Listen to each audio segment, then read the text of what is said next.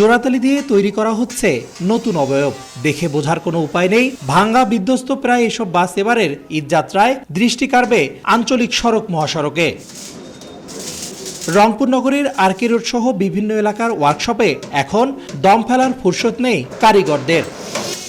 কয়েকদিন আগে গাড়িগুলো গ্যারেজে পড়েছিল জরাজীর্ণ অবস্থায়, তবে ঈদ উপলক্ষে সাজানো হচ্ছে নতুন সাজে।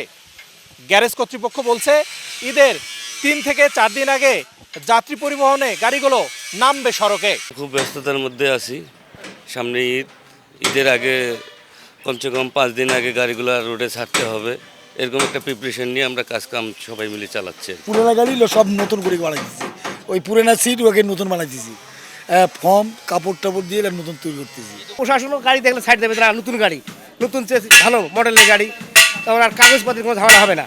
বছর জুড়ে কোনো রকমে চলাচল করা অথবা পড়ে থাকা বাসগুলো এভাবেই চেহারা পাল্টে নামানো হবে সড়ক মহাসড়কে। তবে দেখতে চকচকে হলেও অধিকাংশ বাসের ফিটনেস না থাকায় যাত্রীদের প্রায়ই পড়তে হচ্ছে চরম দুর্ভোগে। গাড়িটা একটু রংপুরে এসে সমস্যা হয়েছে, আমরা কাজ করতেছি।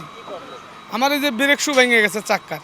এরকম গাড়ি লাইনে রাখছে কেন? একটু ভালো গাড়ি রাখেন না কেন? এই পচা গাড়ি রাখে আমাদের এই 3 ঘন্টা সময় লস, এই সময়টার মূল্য কে দিবে? বিআরটিএ কর্তৃপক্ষের দাবি, ফিটনেসবিহীন গাড়ি নামলেই নেওয়া হবে ব্যবস্থা।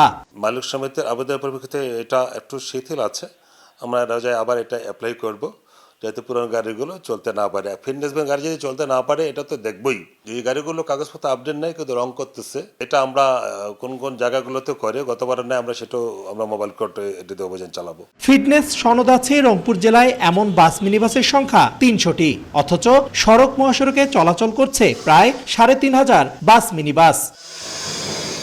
রেদওয়ান হিমেল, সময় সংবাদ, রংপুর।